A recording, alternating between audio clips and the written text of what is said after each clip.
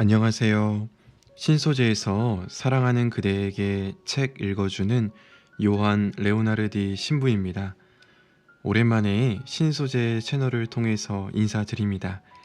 제가 여러 일정들이 있어서 책 선정을 했지만 조금 시간이 걸렸습니다. 특별히 이번 녹음하는 데 도움을 주신 또 제가 개인적으로 사랑하고 존경하는 우리 신소재 큐 신부님께 감사드리면서 이번 시간에는요, 특별히 생활성서사에서 나온 욥기의 희망 수업을 읽어드리려고 합니다. 요즘 시대에 우리 신앙인들은 내 자신을 성경의 욥과 같은 인물로 생각해 볼 수 있을 것 같습니다. 코로나 시기를 겪고 있는 것도 그렇고요.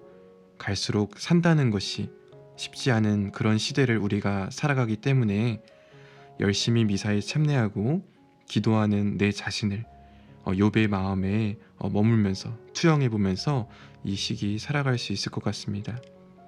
그래서 그런지 욥기의 희망 수업이라는 책이 눈에 들어왔고 우리 구독자분들과 함께 읽으면 좋겠다 싶어서 선정하게 되었습니다. 이번에 소개할 책은 욥기의 주에서라고 이해하면 좋을 것 같습니다.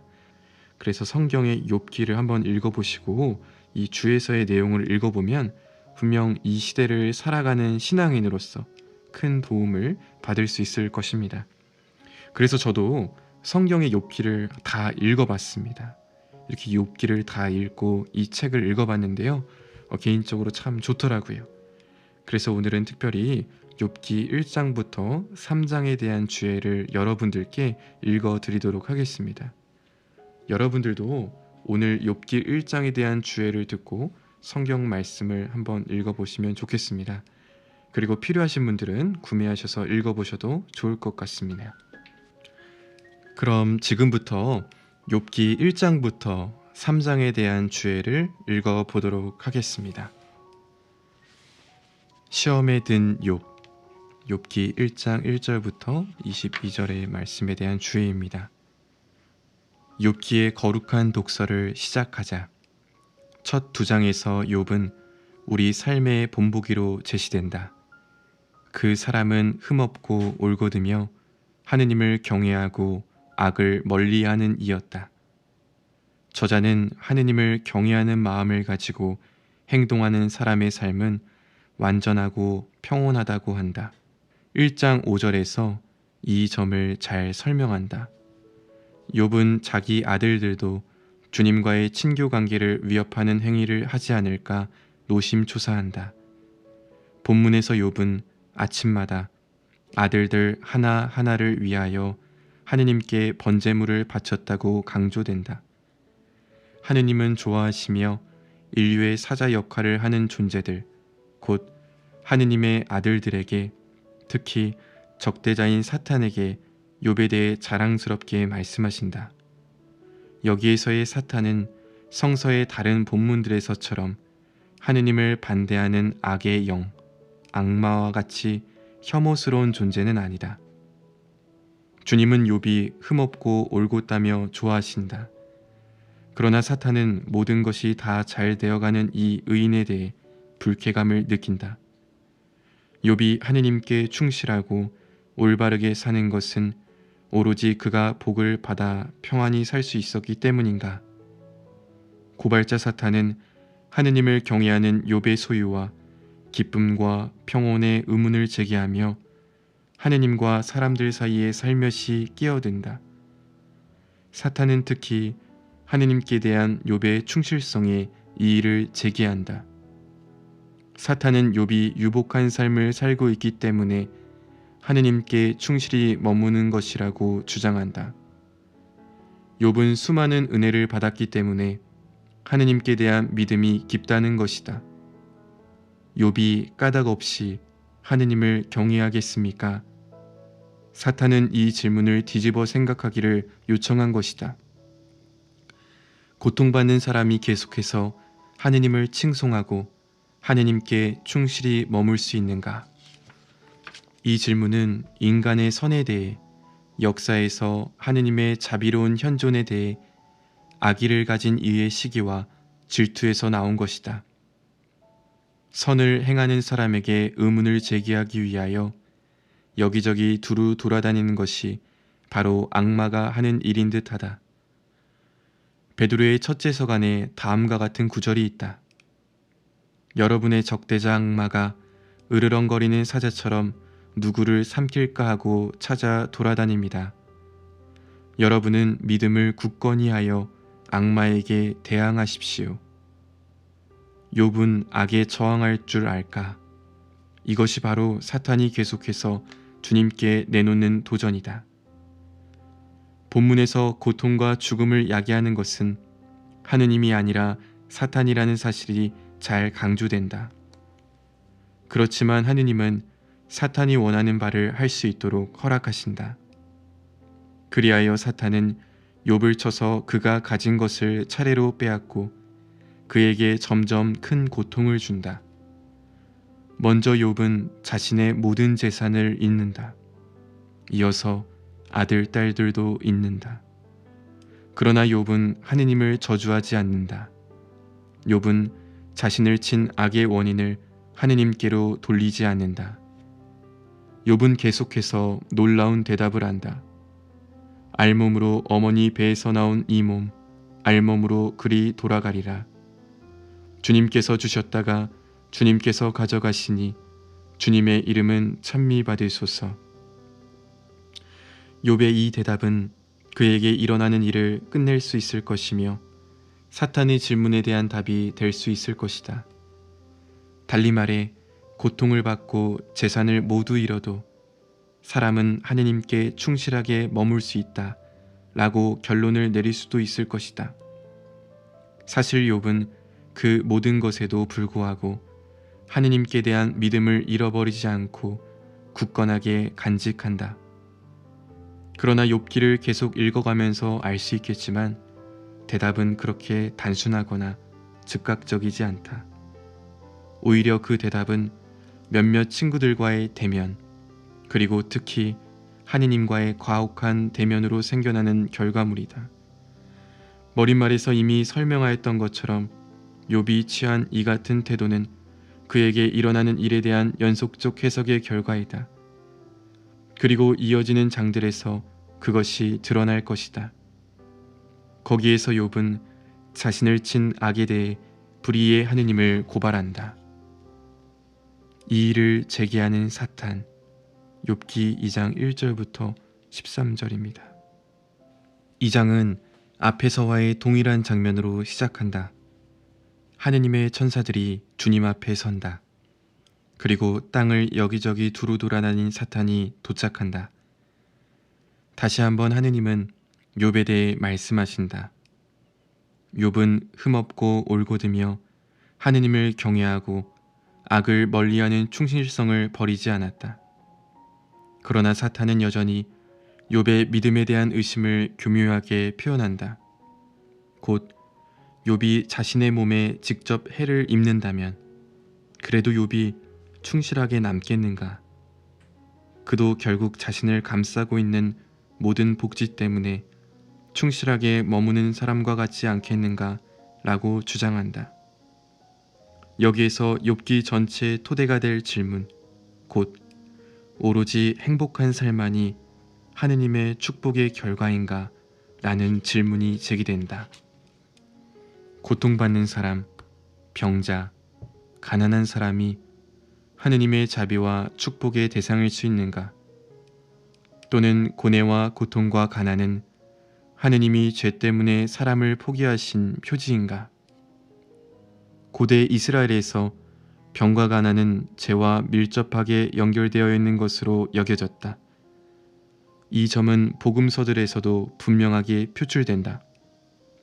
태어나면서부터 눈먼 사람의 일화는 이스라엘 사람들이 병과 죄 사이에 밀접한 연관이 있다고 생각한 명백한 예이다. 사탄은 하느님께 대한 욥의 충실성을 다시 한번 시험하려고 다음과 같이 말한다. 가죽은 가죽으로, 사람이란 제 목숨을 위하여 자기의 모든 소유를 내놓기 마련입니다. 그렇지만 당신께서 손을 펴시어 그의 뼈와 그의 살을 쳐보십시오. 그는 틀림없이 당신을 눈앞에서 저주할 것입니다.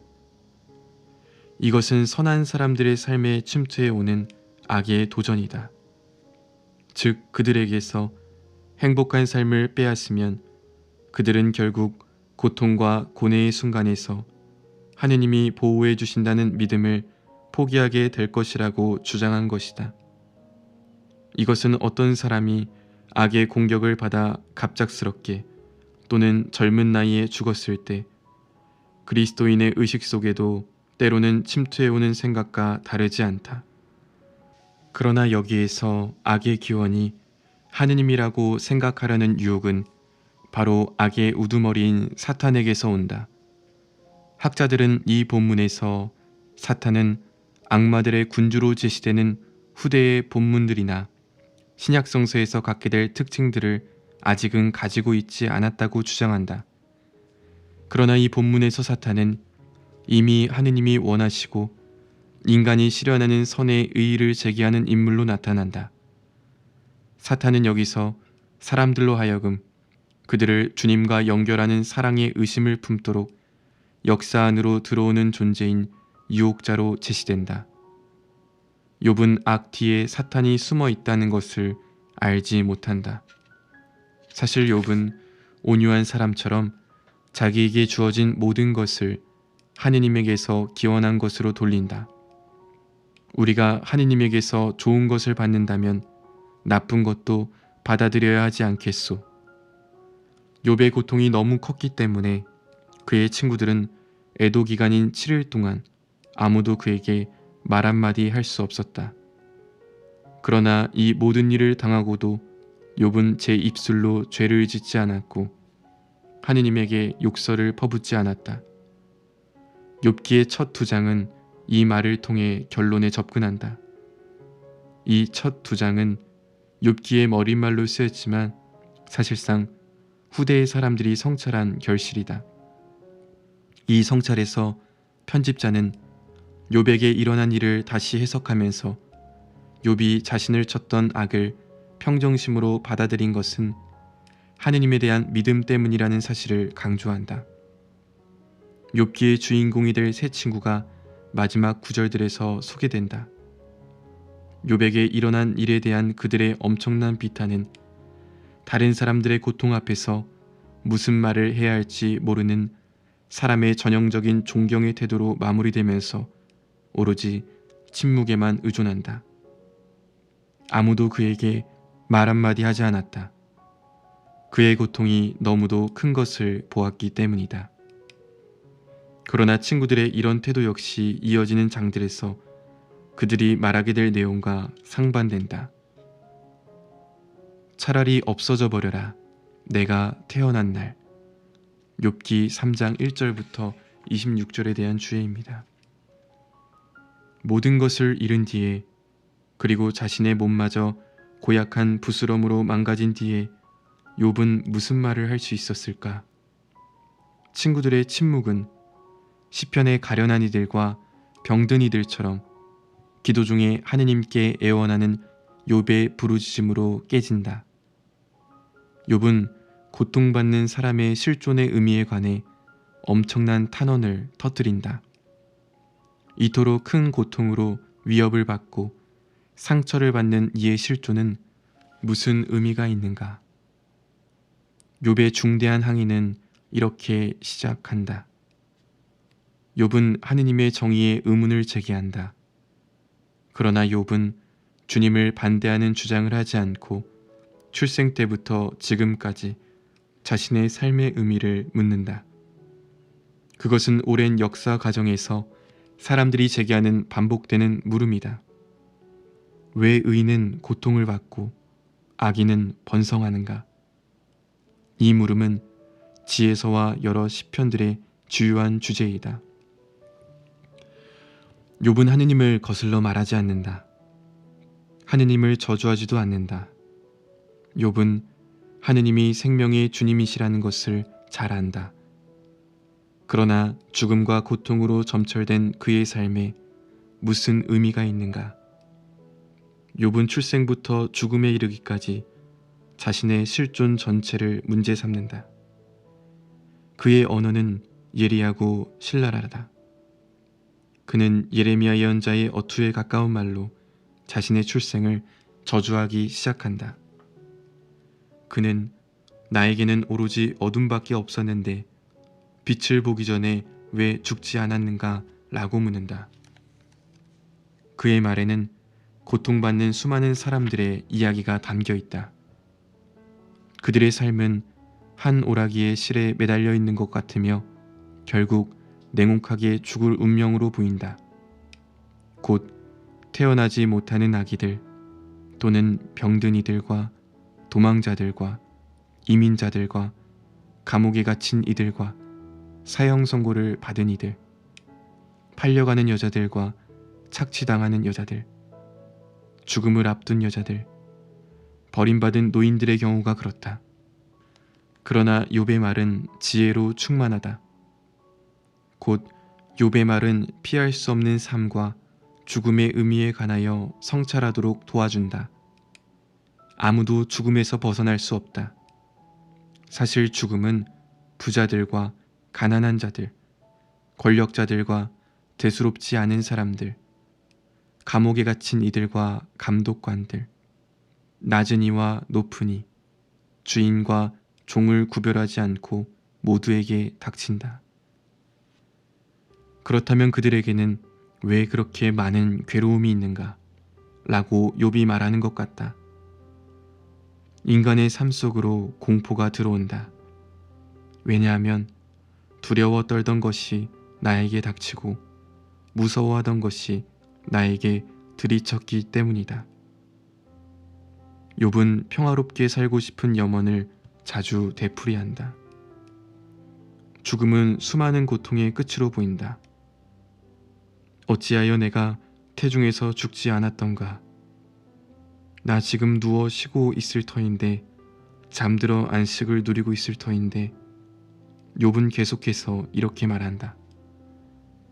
포로들이 함께 평온히 지내며 감독관의 호령도 들리지 않는 곳. 이러한 고뇌는 차라리 죽음을 바라는 수많은 고통받는 사람들의 고뇌에서 멀지 않다. 사람들은 흔히 고통받는 것보다 차라리 죽는 게 낫다 라고 말한다. 욥은 고통의 공포에 질린 우리 사회에서 자주 반복되는 또 다른 문장을 덧붙인다. 어찌하여 그분께서는 고생하는 이에게 빛을 주시고 영혼이 쓰라린 이에게 생명을 주시는가? 그들은 죽음을 기다리건만 숨겨진 보물보다 더 찾아 헤매건만 오지 않는구나.